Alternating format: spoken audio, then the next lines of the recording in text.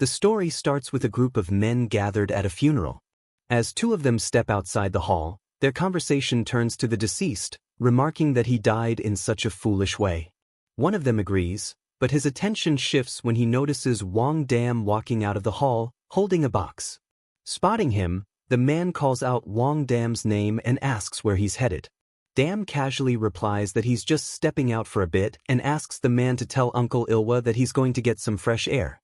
As Dam walks off, the two men exchange knowing looks, realizing he must be struggling after his father's passing. But when one of them notices the box Dam is carrying, suspicion flickers in his eyes. Suddenly, Uncle Ilwa bursts out of the hall, shouting at the men and demanding to know where Dam went. One of them nervously explains that he just stepped out, but Uncle Ilwa's fury only grows stronger. Before anyone can react, the sound of a motorcycle engine echoes nearby, drawing everyone's attention. Uncle Ilwa's expression darkens when he spots Dam on the bike. Enraged, he yells at Dam to stop and get off immediately, calling him insane. Dam glances back but stays calm. He tells Uncle Ilwa to take care of himself and live a good life without him. As he revs the engine, Uncle Ilwa's rage peaks. His eyes lock on the box in Dam's hand, and he screams in disbelief, demanding to know how Dam dared to steal the money box. Unbothered, Dam speeds off, shouting back that Uncle Ilwa should think of it as an early inheritance. Furious, Uncle Ilwa watches Dam disappear down the road, then orders the two men to round up everyone and grab the car keys. They rush to obey, with one of them running back inside the hall, shouting that there's an emergency. When guests demand an explanation, he blurts out that Wang Dam has run off with the condolence money.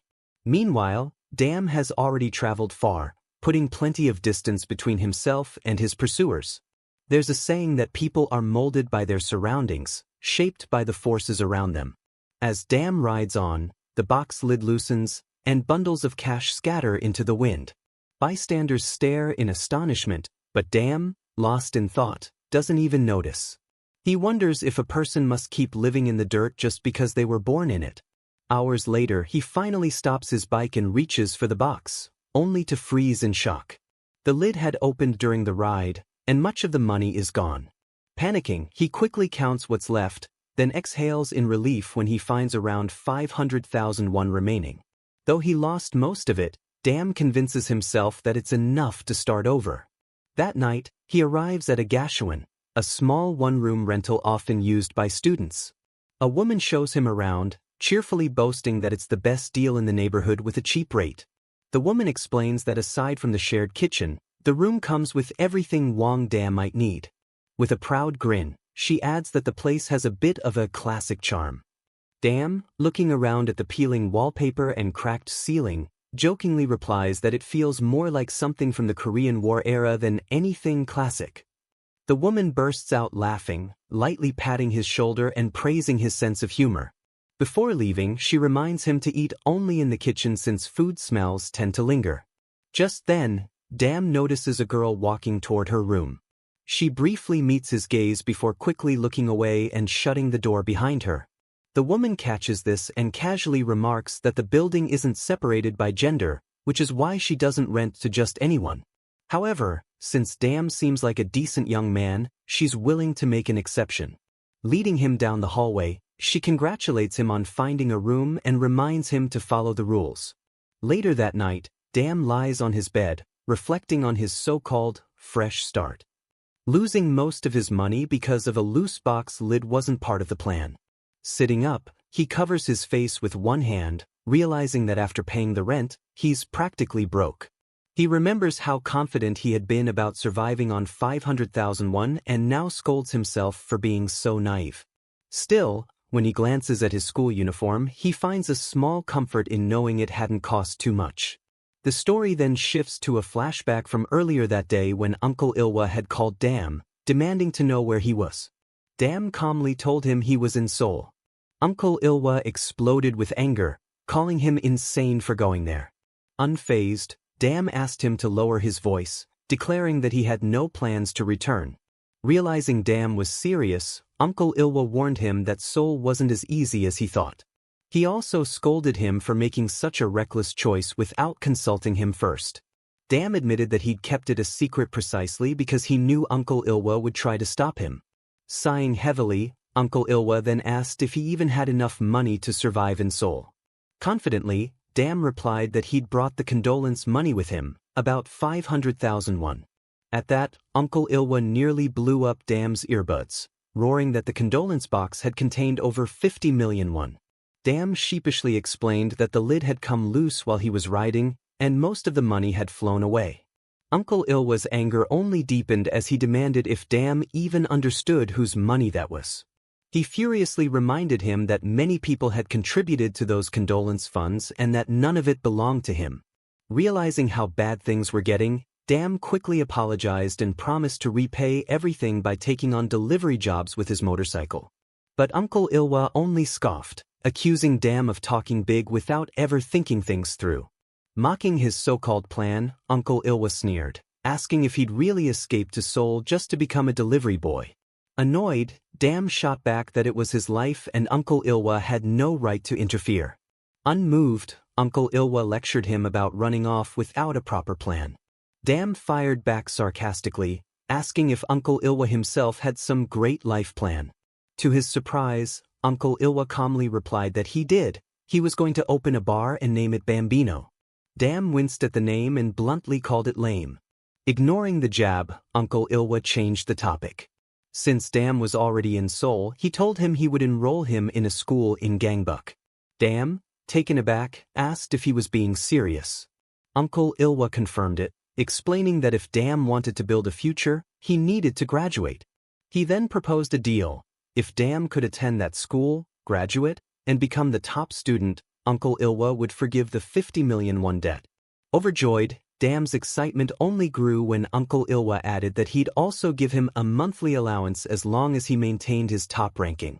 Confident, Dam declared that becoming number one in a school would be easy. Uncle Ilwa merely chuckled, warning him that things wouldn't be as simple as he thought. The school in question was none other than the notorious Gangbuk High School in Seoul's Gangbuk district. It was infamous for its constant fights, earning it the nickname Pak High, after the sound of punches landing. Most of the students at Pak High were rough, reckless, and had nothing to lose. Yet, despite its terrible reputation, the school hadn't shut down and surprisingly maintained a decent graduation rate. Sitting on his bed, Wang Dam looked at his uniform and smirked. Becoming number one without any real challenge wouldn't be interesting anyway. The next morning, he arrived at the school, viewing it as the first true obstacle in his new beginning. As he walked through the hallways toward his classroom, students shot him looks filled with suspicion and hostility. Dam ignored their glares, though he could still feel their intensity following him. Briefly scanning the room, Wang Dam realizes that the students' expressions are far different from what he imagined. The rumors weren't exaggerated. Pak High students are indeed tougher than he expected. Still, he figures that no matter how intimidating they look, they're just high schoolers, maybe a few low-level thugs at best. Stopping outside his classroom, Dam checks the sign before shoving the door open with a burst of frustration. It hits him that Uncle Ilwa must have underestimated him, betting 50 million won against a bunch of teenagers. As he steps inside, Dam sees this as the perfect opportunity to prove he's on an entirely different level. Standing at the front of the class, he plans to make an announcement that will establish his dominance. But before he can open his mouth, the students begin murmuring among themselves, wondering who this unfamiliar face is. Ignoring the chatter, Wang Dam walks straight to the teacher's desk, plants both hands on it, and calls everyone in the class a bunch of chimps. Introducing himself as Wang Dam from Taejun, he skips all pleasantries and gets straight to the point. He wants to know who the school's top fighter is. Before anyone can answer, he notices one student glaring at him. Curious, Dam approaches, only to realize the guy is holding a pencil and studying. Looking around, Dam is stunned to find the entire class buried in textbooks. Irritated, he demands to know what's going on. One student casually replies that they're studying calculus, calling it sacred. When Dam interrupts, the student warns him to stop bothering them or he'll regret it. But before the threat is even finished, Wang Dam kicks the student hard, sending him crashing into his desk. The room falls silent. Dam glares around and demands to know why they're studying instead of fighting. Is this really the same Pak Hai he's heard about, the one infamous for nonstop brawls? The students start getting agitated. One calls him crazy, while another asks for his rank. Dam just scoffs, saying they're the crazy ones, studying like monkeys in a zoo. He orders them to act like real Pak Hai students and start fighting already. The student he first kicked mutters that Dam's words are too harsh, but before anything else happens, someone hurls a book at Dam's face. The class erupts as students declare he's crossed the line and decide to take him down. Smirking, Wang Dam pulls the book from his face and grins. Now this, he says, is the real Pak Hai I've been waiting for. Without hesitation, he grabs a chair and throws it, knocking one student out cold. The others charge forward, undeterred. One swings at him, but Dam ducks and counters with a clean punch to the jaw. Another, hesitating after seeing this, finally rushes in, but Dam dodges again and strikes him square in the face, sending him sprawling. Furious, the students realize the new transfer is completely unhinged. Picking up the book that was thrown earlier, Dam walks up to one of the fallen students and asks if it's his. Before the boy can answer, Dam repeatedly slams it into his face. Straightening up, Dam faces the rest of the class as they shout that he's insane. Tossing the book aside, he laughs and taunts them, asking if anyone will step up for their fallen friend. Looking at the first student he kicked, Dam asks if he's willing to fight since he's sitting right in front. The boy frantically shakes his head, saying he just happened to be there. Dam bursts out laughing, mocking them all and questioning whether these are truly the fearsome Pak Hai students he's heard about. Then, a voice from behind him breaks the tension. A student complains that he was trying to sleep after an all-night study session and woke up because of the noise. Glaring at Dam, he asks if this is the new transfer student causing the commotion. Noticing the three unconscious students on the floor, the newcomer, Park Ho-dong, murmurs that it's pathetic how they were beaten by someone who doesn't even look that tough. Meanwhile, Wang Dam begins quietly counting down from 3. Before Ho-dong can react, Dam grabs his shoulder, flips into the air, and delivers a sharp kick to his face. Ho-dong stumbles back, his hand instinctively grabbing Dam's hairband and pulling it off, letting Dam's hair fall loose. Before he can recover, Dam attacks again, raining punches on him as the rest of the class watches in disbelief. Despite being battered, Ho-dong suddenly grabs Dam by the neck, catching him off guard. With surprising strength, he lifts Dam and throws him into a cluster of desks and students. Dam quickly regains his footing. As one student rushes at him, Dam elbows him in the face without even looking, then lunges toward Ho-dong, who's already charging again, and lands a solid punch. Groaning, Ho-dong grips Dam's collar, refusing to back down. Acknowledging his toughness, Dam tells him coldly that it's pointless, he's already lost. Without hesitation, he lands another heavy blow to Ho-dong's chin, almost knocking him out. But Ho-dong clings to Dam's shoulder, smirking faintly.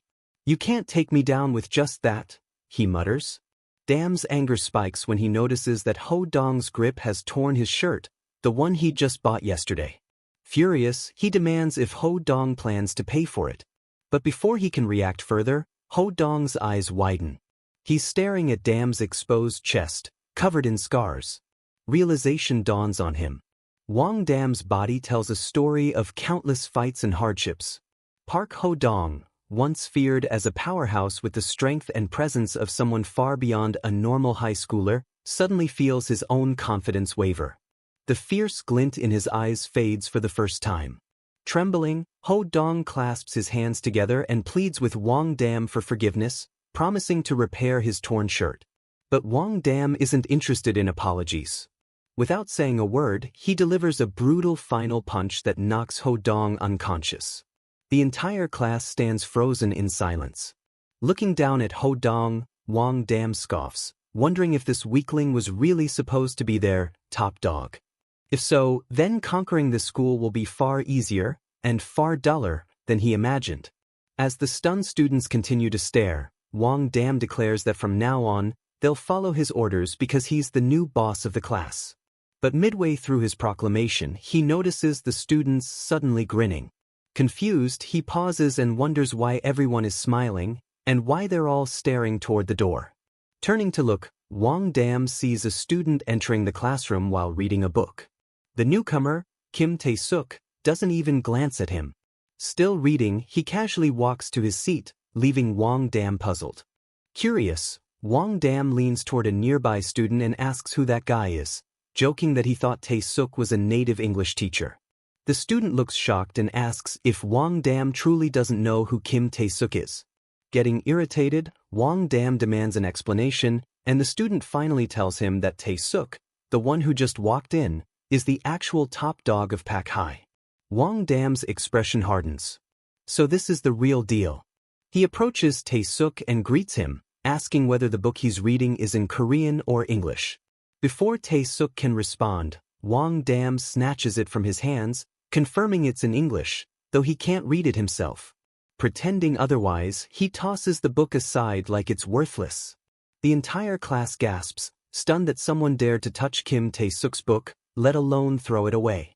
Ignoring their reactions, Wang Dam locks eyes with Tae-suk and directly challenges him, asking if he's really the top dog of Pak High and demanding a fight for the title. At that moment, Tae-suk calmly slips one hand into his shirt. Wang Dam immediately tenses, assuming he's about to pull a knife. But instead, Tae-suk simply takes out a small cloth and begins cleaning his glasses. Once done, he looks at Wang Dam and casually remarks that another lowlife has shown up at their school again. The insult makes Wang Dam's blood boil. He tells Tae-suk to stop talking nonsense and just answer whether he wants to fight or not. Tae-suk stays silent for a moment, his calm demeanor only fueling Wang Dam's impatience. Taking the silence as hesitation, Wang Dam decides to strike first. But the moment he lunges, his confidence evaporates.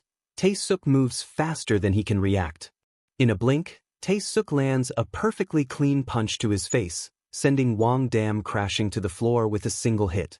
As he lies there in shock, Tae-suk adjusts his glasses and coolly welcomes him to Pak High, calling him just another thug. A few hours later, Wang Dam's eyes flutter open. He bolts upright, cursing furiously, thinking Tae-suk is still nearby. But as his vision clears, he realizes he's in an unfamiliar room. Touching his chin, he mutters to himself, wondering if he truly lost that fight in one hit. Then a voice breaks the silence. "Are you okay?" Turning toward the sound, Wang Dam sees a boy sitting on a nearby bed. The boy explains that Dam woke up screaming and asks again if he's alright. Ignoring the concern, Wang Dam demands to know where they are. The boy answers that this is the infirmary and that Wang Dam had been unconscious for quite some time. As Dam glances around, the boy asks if he's the new transfer student. He adds that he heard about the newcomer getting beaten up by Kim Tae-suk and concludes that they must be in the same class. Furious, Wang Dam leaps off the bed, shouting that he didn't lose, that Tae-suk only caught him off guard with a sneak attack. He conveniently leaves out that he was the one trying to ambush Tae-suk first. The boy panics and quickly apologizes, saying he must have been mistaken since Tae-suk isn't the type to attack anyone by surprise.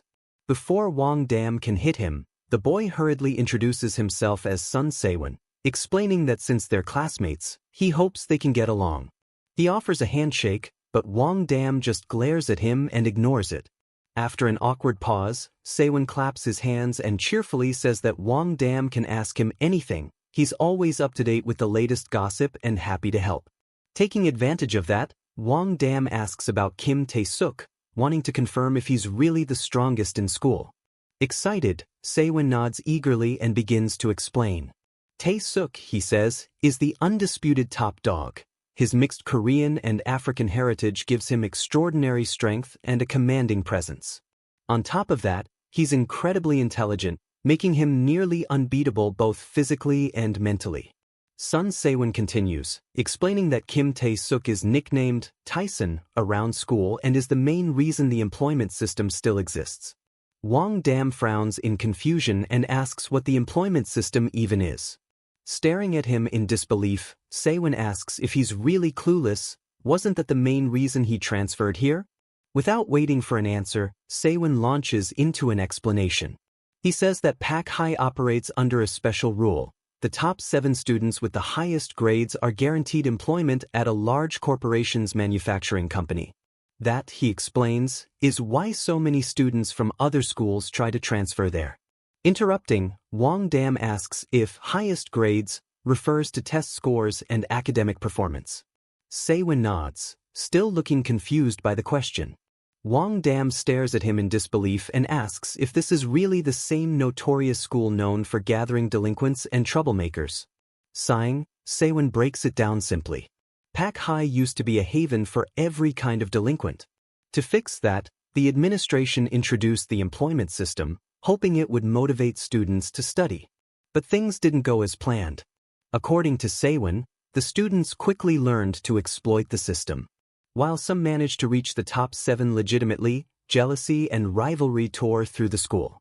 Fights broke out constantly, and Pak High soon fell back into chaos. The students weren't interested in academics, they were interested in power. The promise of a corporate job only turned the school into a battlefield where the strong preyed on the weak. As things spiraled out of control, cheating became rampant. Students started switching answer sheets, stealing grades, and even taking tests on behalf of others. Eventually, one powerful student began manipulating everyone's scores, completely breaking the system. The administration gave up trying to control them, letting the school descend into anarchy. That's when Kim Tayuk transferred in. At first, some students tried to test him, but he crushed them all. Like a storm, Tayuk tore through the strongest fighters in school with ease. No one could stand against him.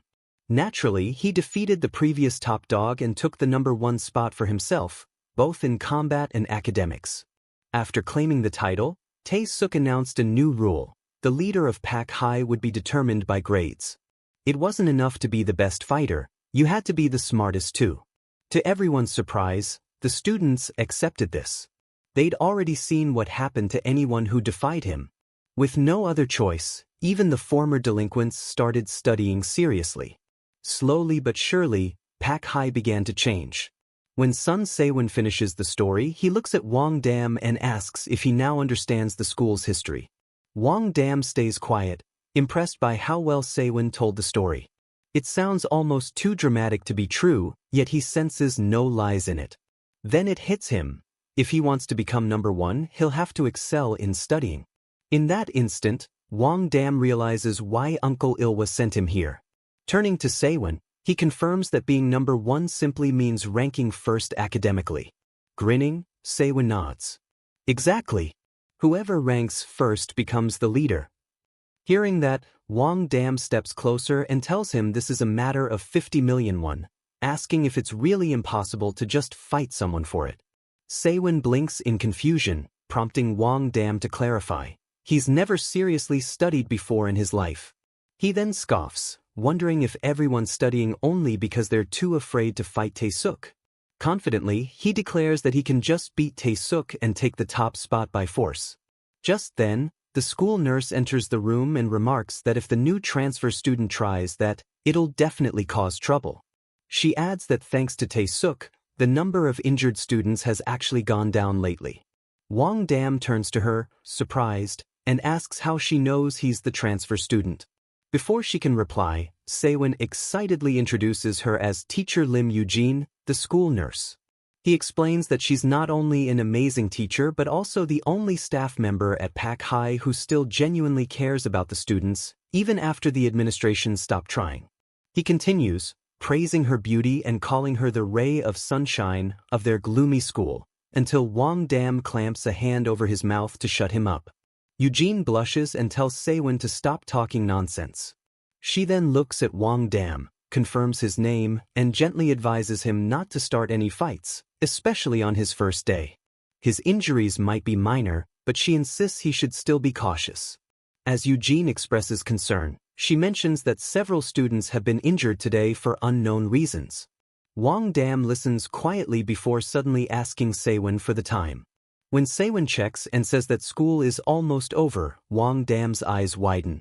Leaping from the bed, he shouts in shock, startling both Eugene and Sewon. When they ask what's wrong, he yells that he just realized Tae-suk knocked him out for an entire day.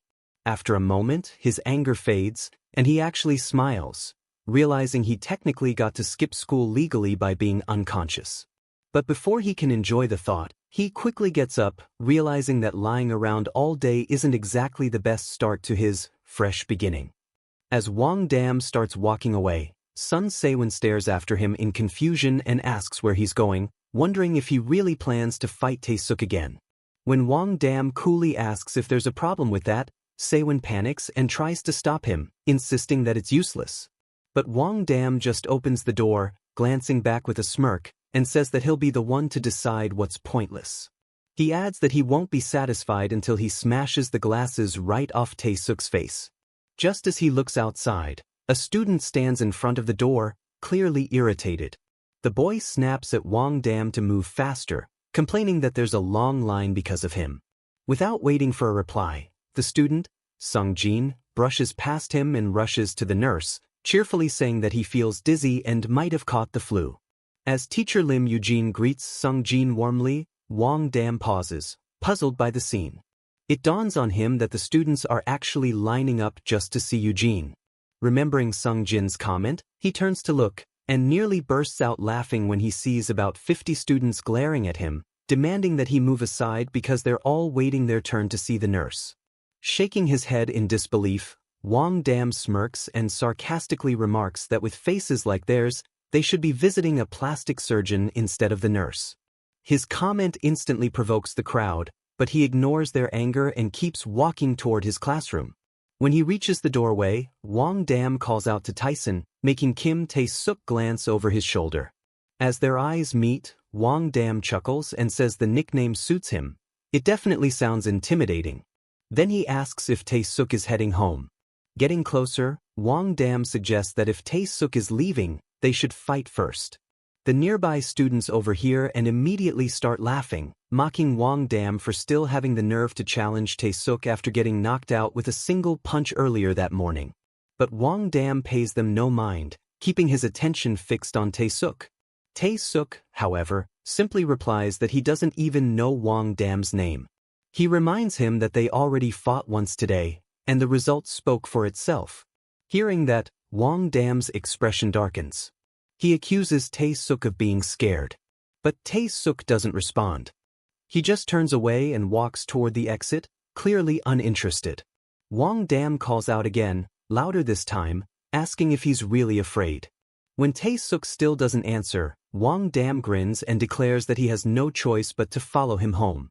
At that, Tae-suk stops and looks back, making Wang Dam's eyes light up with excitement. Wang Dam taunts him, asking if he doesn't want anyone following him home, and whether he's finally ready to fight. Studying Tae-suk's reaction, Wang Dam mocks the rule he made, suggesting that the only reason he refuses to fight is because he hides behind grades to maintain control. Tae-suk calmly responds that the rule exists for a reason. Even if he were to ignore it, there's no point in fighting again, the result has already been decided. Frustrated, Wang Dam points at him and demands to know if he truly believes ranking students by grades is a good system. Before he can continue, Tae-suk interrupts him, saying that he understands Wang Dam's situation. Wang Dam falls silent, surprised by the comment. Tae-suk then explains that he knows exactly what Wang Dam wants, to secure a job without actually studying. He adds that Pak High is no longer the infamous delinquent school it used to be.